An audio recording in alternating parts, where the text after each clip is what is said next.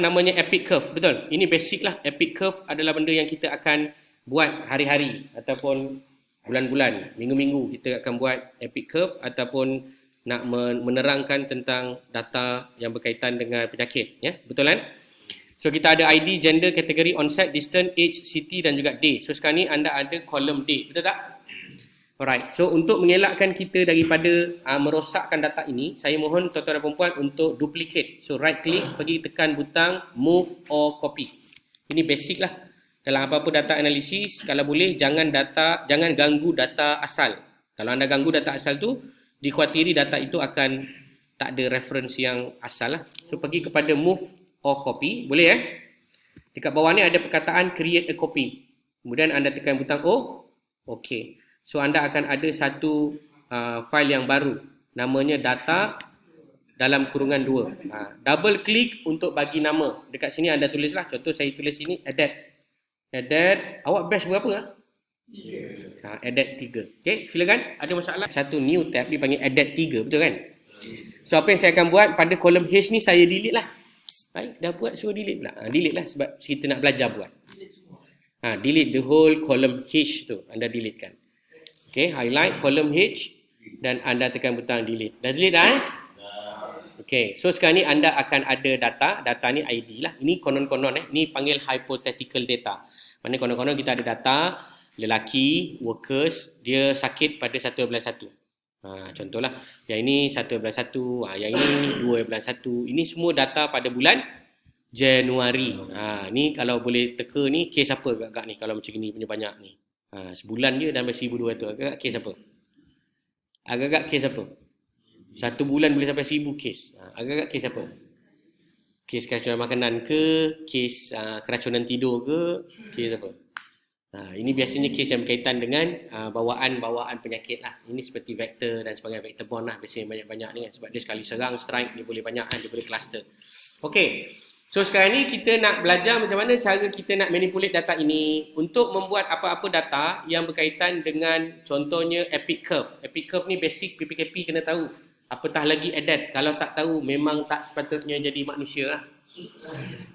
So anda kena tahu nak buat epic curve. So biasanya epic curve ni akan ada dua information yang utama. Pertama adalah frequency, the numbers of cases, the cumulative number. Betul tak? Kadar paling tinggi serangan manusia ataupun manusia yang kena impact of that disease tu pada kadar berapa banyak dari segi count. Kemudian yang kedua, maklumat utama yang perlu ada adalah dari segi masa. So ada dua. Satu adalah number of cases, satu lagi adalah masa. Masa tu akan menilai dia punya IP, incubation period. Secara umum dia akan jadi seperti inilah. Ini kita belajar kan IP. So kat sini kita ada day atau month atau time. Time ni dengan lain hours. Kadang-kadang kita ambil data tu mengikut chart. Betul kan? Kalau macam kolera kan. Kolera kan sangat-sangat cepat dia menyebar kan. Jadi dia tak sampai less than 24 hours. Kita dah boleh nampak ada peak lah. So dekat sini kita nak tahu dia punya apa? Duration. Daripada duration inilah kita akan buat hypothesis generation untuk test whether this is the vector-borne ke, water-borne ke, lagi vaccine preventable disease ke dan lain-lain Jadi anda perlu lakukan sekarang apa? Anda perlu buat satu kolom baru namanya day. Tulislah day kat situ. Dah tulis dah? Day. Okay. Kemudian tuan-tuan dan puan boleh tekan butang sama dengan dan tulis perkataan day dan buka kurungan. Saya tadi tak ingat dia punya formula ni. Setelah saya tengok balik baru saya ingat. Okay. Day awak masukkanlah kamu punya tarikh yang berkenaan itu. So anda tekan butang enter. Dia akan keluar satu lah. Okay, dah boleh dah? Kemudian anda ada dua cara. Satu seret, satu double click. Anda nak pilih yang mana? Double click. Kalau anda double click je, maka dia akan keluarkanlah, dia akan extract maklumat day itu pada tarikh kamu. Tapi perlu diingat tarikh ni adalah tarikh komputer. Sebab komputer ni daripada Amerika kan. Jadi dia adalah month, day dan juga year. Month, day dan year. Dia bukan day, month dan year. Dia adalah month, day and year. Faham tak? Maknanya tengah-tengah dia adalah day. Yang ni day. Kita buat sama dengan kita type perkataan day. buka kurungan, ya, huruf besar, buka kurungan, kemudian masukkan kita punya onset. Kemudian dia akan extract lah. Okey, contoh anda buat benda yang sama dengan anda tulis pula month, month. Anda masukkan. Anda pun akan dapatlah data yang sama, iaitu month dia semuanya satu lah kan. Samalah, itulah fungsi yang pertama. Kenapa kena buat day ni? Sebab kita nak extract elemen dekat situ. So kalau tuan-tuan dan perempuan boleh bayangkan apa yang saya punya contoh ni, maka kalau tuan-tuan dan perempuan dapat data daripada timestamp yang dibuat dalam questionnaire, maka ini sangat penting dan crucial, betul tak? Sebab you nak tahu berapa jam, berapa minit, ataupun berapa jam, berapa hari, berapa minggu, berapa bulan. So benda-benda ni boleh dibuat menggunakan Excel. Mudah, tetapi ianya tidak mudah untuk dilaksanakan secara terus. Dia macam kena tahulah formula-formula dan sebagainya. Okey, itu step yang pertama. Selesai? Selesai. Step yang kedua, anda perlu menamakan kolom. Apa dia? Menamakan kolom. Okey, cara dia anda pergi dekat onset ni, contoh. Dah pergi dah onset? Anda nampak dekat atas ni ada satu perkara dipanggil sebagai select column lah. Ini namanya name column. Select column ni. Kemudian anda boleh tekan butang date lah kat situ. DATE, date, dan anda enter. Okey, saya ulang. Anda highlight the whole column. Kemudian anda pergi ke sebelah kiri atas tu. Dinamakan sebagai select column. Anda boleh bagi nama DATE, date. Dah tulis dah? Dah kan? Kemudian dekat day ni, anda pun boleh buat benda yang sama. So, anda highlight the whole column. Anda boleh namakan day ni sebagai day lah. Dah tulis day. Yang ni tadi onset. Dah tekan butang date.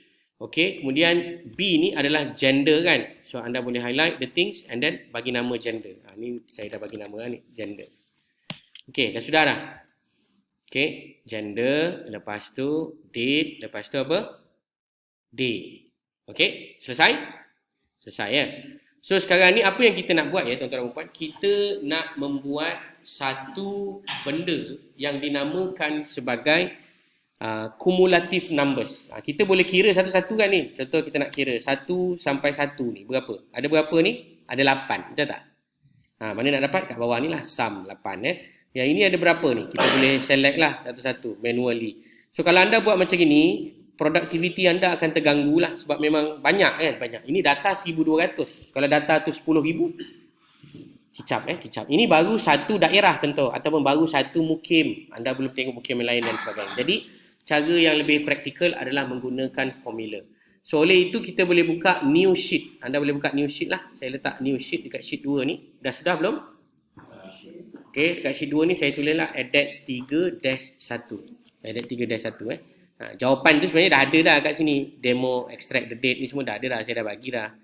Cuma nak tunjukkan kepada tuan-tuan dan puan-puan macam mana cara kita nak buat secara manually. Okay. So sekarang ni mari kita buat. Yang pertama adalah kita tulis dekat situ day. Dah tulis dah day? Allahuakbar. Day. Dah tulis dah day? Dekat atas sekali. Ni Allah. Dia dah ke tepi lah sekejap Saya delete dulu. Okey, pertama tadi buat sheet baru. Lepas buat sheet baru, namakan sheet itu. Okey, saya namakan dia added 3-1. Okey, letak dekat B lah. B2 ni, tulis day. Dah tulis dah day. Okey. Sebelah tu C tu tulis count. Tulis tu maksud saya timeline kan. Count dah kan. Okey, day ni awak tulislah 1, 2. Lepas tu anda akan buat sampai 31. Sebab bulan Januari kan 31 hari kan. So buat sampai 31. Okey, dah sudah. Ni belum start Epic Info pun lagi ni. Ni baru start menggentil komputer menggunakan Excel. Saja je nak bagi anda familiar. Okey, dah sudah Dah. Alright, so now kita nak kira day 1 ni ada berapa, betul tak? So anda akan gunakan formula. Formula apa nama dia? Sama dengan count pandai. Count if.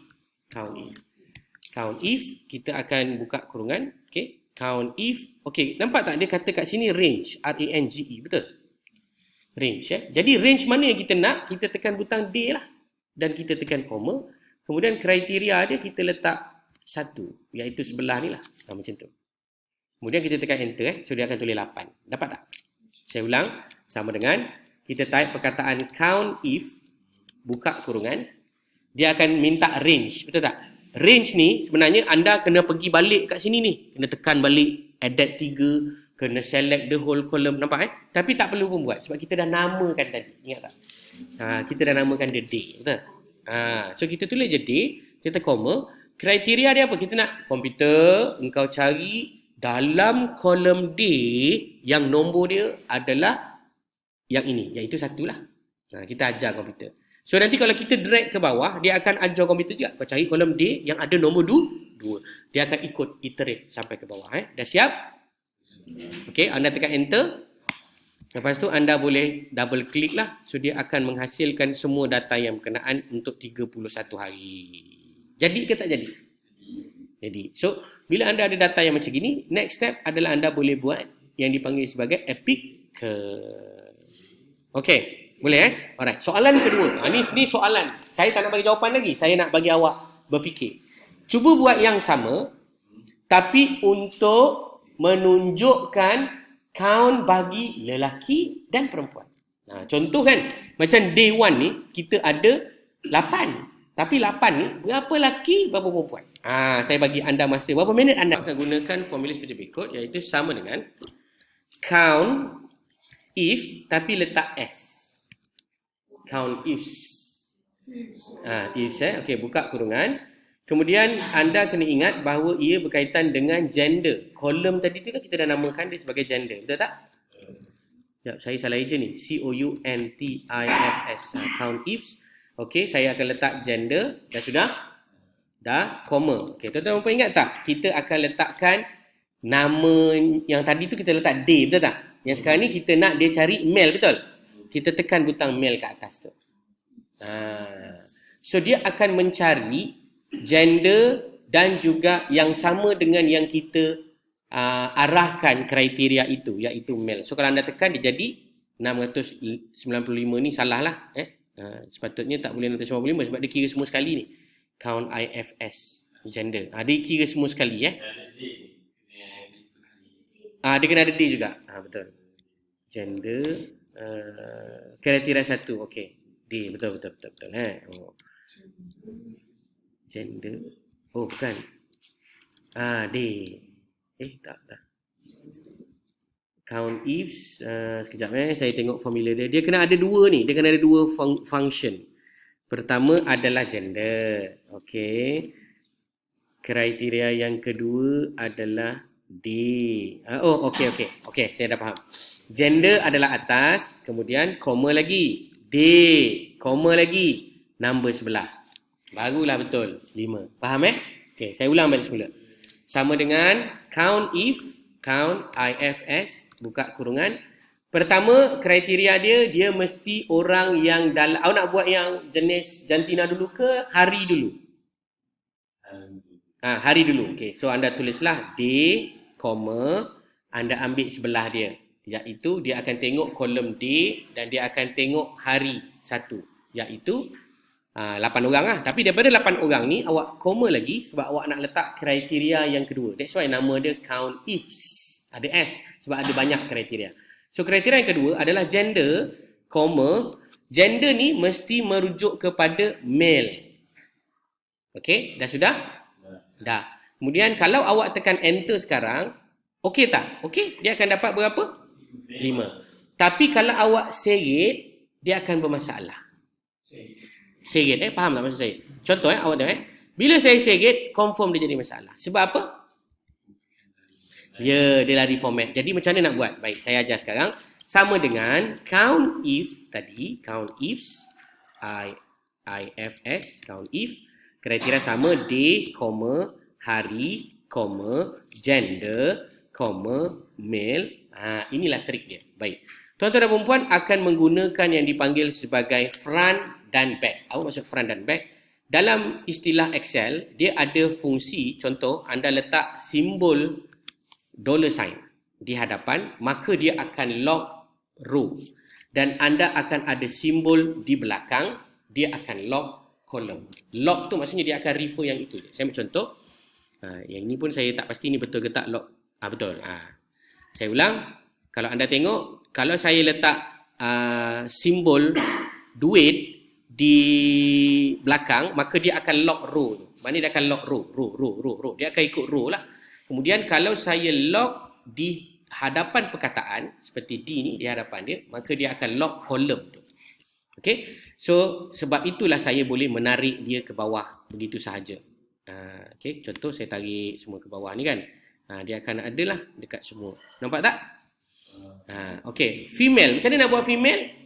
Sama jugalah. Female ni pun saya boleh seret ke kanan. Bila saya seret ke kanan, awak nampak tak? Dia lari, tapi dia tak adjust pun. E tu still follow. Nampak tak? Bila saya seret ke kanan, dia akan ikut formula dia. Itu fungsi penggunaan yang dipanggil sebagai dollar sign. Nampak ya? Dollar sign ni, okay, saya ulang balik. Dollar sign yang ni namanya dollar sign tau. Dollar sign ni kalau awak letak macam gini, ini akan pergi kepada row. Dia akan lock row kita. Row ni yang macam ni lah. Letak. Okey, lagi satu ilmu adalah apabila anda letak di hadapan, maka dia akan lock kita punya column. Lagi satu, kalau kita lock depan dan belakang, macam mana? Dia akan lock dekat situ sahaja. Faham tak? Contoh awak ada namakan sesuatu benda kat sini adalah female, ada namakan satu kat sini namanya male. So awak nak lock perkataan ini sahaja untuk di refer with, boleh? Tak ada masalah. So dalam formula kamu tu, kamu akan letak tolong refer bukan kepada duit 2, bukan. Awak akan letakkan dia kepada yang ini. Male depan dan belakang dia macam ni. Pun sama juga, fungsi dia sama. So dia akan lock depan dan belakang. Faham ya? Kena buat tu dulu, female dengan male. Tak, ini contoh kedua. Ini contoh kedua. Kalau nak buat yang ada reference. Contoh macam ni, male female. Tuan bayangkan, contoh kita ada 10 jenis rumah. Kan susah nak buat setiap satu kan? Jadi, tak nak bagi kita confuse, kita buat satu indeks. Indeks yang dia akan comparekan dengan. Macam tu. Macam ni saya kat male female tak ada masalah lah. Simple je. So kat sini tuan-tuan dan puan boleh ubah balik tadi. Saya letak berapa? D kan? D2. Sorry. Saya letak D2, D2. Tapi D2 ni saya letakkan, apa dia? Simbol. Simbol apa? Simbol dollar. Dollar tu dekat depan D tu. Supaya dia lockkan collar. Nah, depan D tu selepas D lah. Samalah makna yang sama. Betul lah tu. Betul lah tu. Makna yang sama. Betul. Selepas D. Macam mana? Tuan, simbol tu adalah shift 4. Shift 4. Pada komputer masing-masing dekat shift 4. Ya, dia akan lock column D. Kalau letak depan So, trik dia dekat sini, tuan-tuan ingat. Kalau dollar sign di belakang, ini adalah untuk lock row. Okay. Dollar sign dekat depan, ini adalah untuk lock column.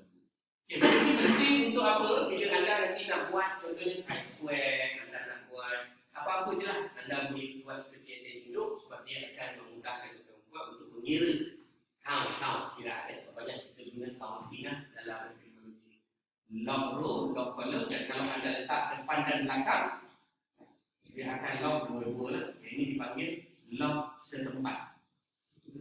Setempat dia akan lock tempat tu je. Dia akan efek. Okay. Baik, selesai. So macam mana nak buat kita punya graf? Senang je lah. Awak pergi dekat D dengan count ni, highlightkan dan anda highlightkan D dan count, dan anda pergi kepada insert dan pergi kepada recommended chart pun boleh.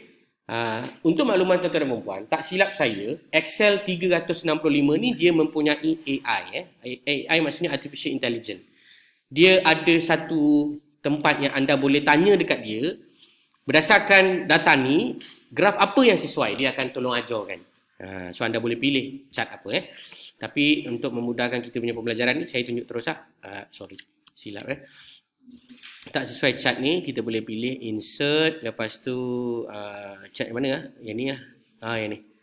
Yang ini chart ni saya ambil yang ni. Ni chart saya. Okay, nampak ya? So inilah contoh saya punya chart. D ni buang lah. Yang penting count tu lah. So kita dah ada D dan count. So kita boleh nampak lah dalam lebih kurang 10 ke 11 hari. Ini adalah contoh epidemiology curve ataupun kita panggil incubation period bagi vector-borne related diseases. Contoh macam dengue sebagainya. Contoh. Sebab itu saya kata ini adalah hypothetically. Index case kat mana? Tuhan, malaikat dan syaitan saja tahu. Faham maksudnya kita tak tahu ni, index case tak dikira lagi kat sini. Okey, so sekarang ni, ini contoh yang pertama untuk tengok secara overall. Okey, ini dah buat ke graf ni? Jadi dah? Jadi okey, kita buat graf yang kedua pula. Graf yang kedua adalah kita nak melihat lelaki dan perempuan. Cara yang paling mudah, tuan-tuan dan perempuan boleh copy data yang berkenaan, paste, dia akan hasil, kita akan copy, kemudian kita letakkan dekat somewhere, kita akan paste, dia akan hasilkan satu lagi lah. Oh, dia tak keluar dia paste dalam tu juga Kita akan create lah, kita akan create insert kita akan pergi pada insert, kita ambil yang sama juga, day, male dengan female ni. Nanti kita buang je mana yang kita tak nak Okay, recommended chart, ambil. Okay, ni contoh. Saya nak buang day. Okay, kemudian saya nak buang count. Count ni pun saya nak buang. Saya nak male dan female. Lepas tu saya nak male dengan female ni stacking up. Apa maksud stacking up? Dia stacking lah, stacking. Macam ni. So dah siap male dengan female stacking up. So we know exactly who contribute more and who are the most risky antara male dengan female ni. Dapat tak? Hasil ke tak? Dalam kelas ni dia mesti lain, tapi tak ada masalah. Cuma sebentar lagi saya akan tunjukkan data Excel ini perlu dimasukkan dalam Google Sheet juga, supaya anda kena faham guna Google Sheet, sebab Google Sheet pun sama fungsi dia, cuma berbeza sikit cara nak buat kerjanya. Okey, faham tak? Macam tadi kan kita highlight kolom, kita namakan kolom tu. Dalam Google Sheet dia tak gunakan kaedah itu. Dia dipanggil sebagai select name column. Select NAMED, named column. Itu nanti saya tunjukkan sebentar lagi Baik, ini kita tengok contoh aplikasi. Boleh kita tengok? Nombor 3. Nombor 2 saya skip sebab itu mengenai pembinaan aplikasi yang kita akan belajar kemudian Ini adalah contoh yang memang anda pun semua dah gatal tangan, dah macam aku adalah PPKP epidemiologi. Mari. Jadi kita terus buat yang anda minat berkenaan Baik, kita ada contoh hypothetical data juga. ID semua tahu kan? ID maksudnya apa? ID orang lah kan. Kemudian status maksudnya dia sihat ataupun dia sakit. Ini contoh kan, betul? Anda macam mana nak dapat data ni? Healthy, no, yes. Anda akan tanya, betul? Anda akan ada satu tim pergi dekat hospital, satu tim dekat asrama. Contohlah ni asrama kan. Kita ada 100 orang. So kita nak buat cohort ke, kita nak buat case control. Anda kena tahu yang ini anda kena belajar dalam apply EPID. Kalau pasal malam, case control ke cohort? Ni asas. Pasal malam. Selepas 2022. Nak spesifik lagi soalan saya tu. Nak buat cohort ke case control? Pasal malam. Control. Control apa? Control the ball. Control the pasal. Jawapan sebagai seorang student adept mesti ada why tu. Kalau awak kata case control, why? Kalau awak kata cohort, why? So soalan saya, lagi sekali.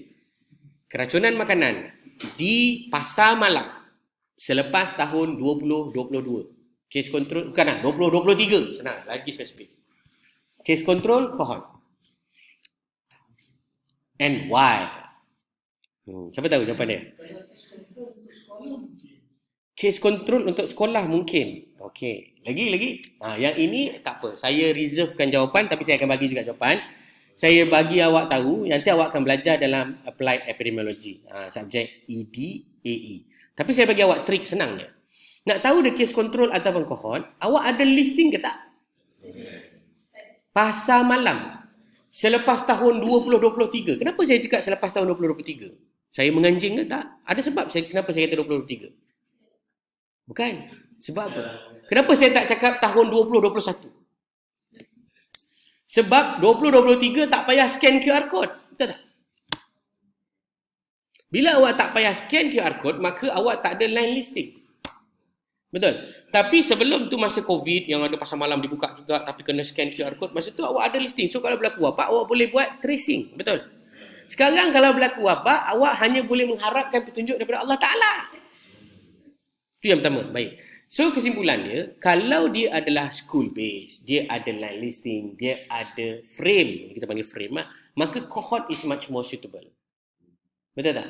Cohort is much more suitable sebab dia ada frame. You boleh trace one by one. historically. Tapi kalau you tak ada frame, contoh macam pasar malam. Nama pun pasar malam. Siapa datang tak tahu. Siapa sakit tak tahu. Yang tahu dia orang ni nanti bagi tahu dekat KK dia sakit perut. Makan kat kedai mana kita kena trace satu persatu. Jadi keyword dia dekat sini, listing ada ke tidak? Frame ada ke tidak? Kalau undefined, maka case control lebih suitable. Walaupun dia tak sebagus cohort. Nak buat macam mana? Terpaksa. That's why kalau tanya saya, adakah tidak gunakan MySejahtera itu satu langkah yang bijak kepada food sector? Bagi saya, itu adalah sebenarnya satu langkah yang merugikan environmental health. Sepatutnya, semua food sector kena ada tracing.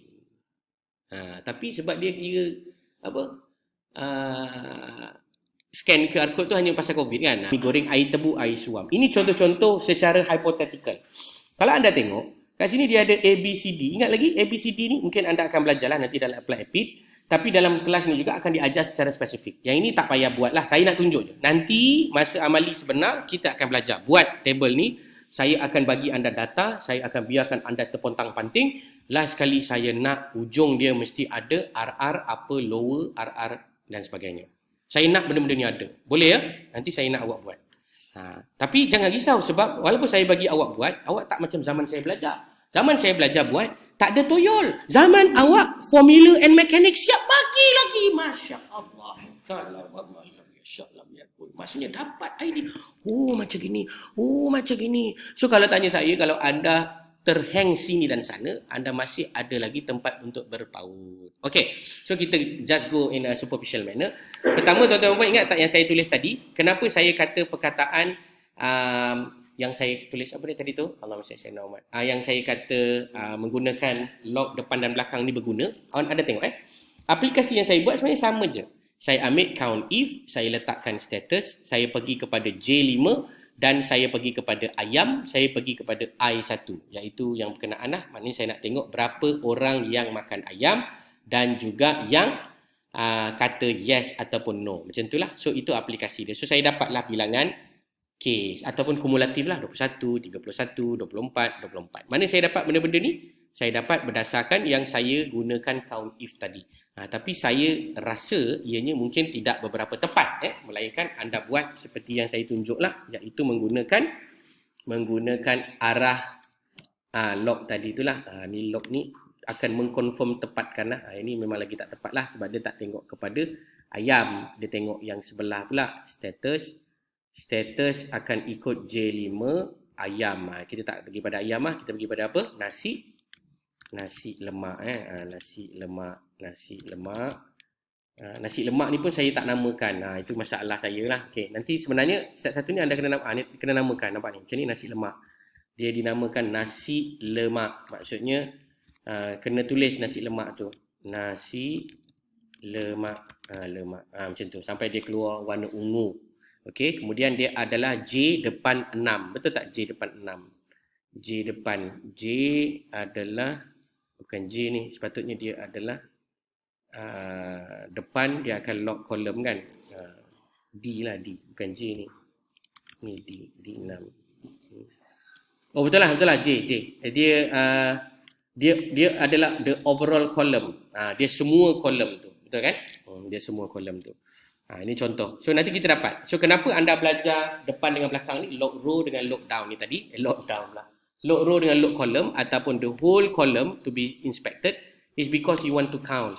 Selepas anda ada count ni, anda akan nampak jumlah. Selepas anda ada nampak jumlah, ini pun ada silap ni rasanya. Tak apalah, nanti anda buat, kirakan balik.